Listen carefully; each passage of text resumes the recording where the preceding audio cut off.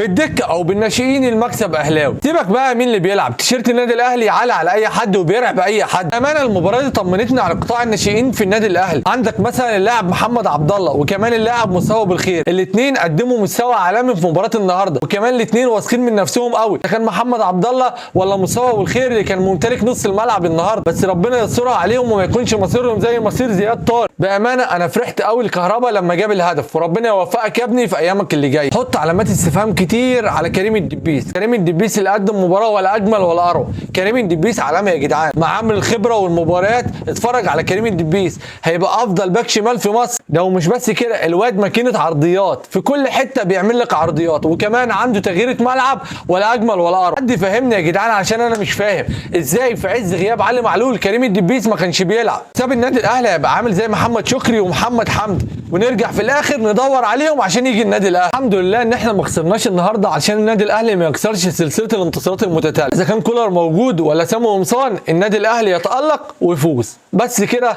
يلا سلام.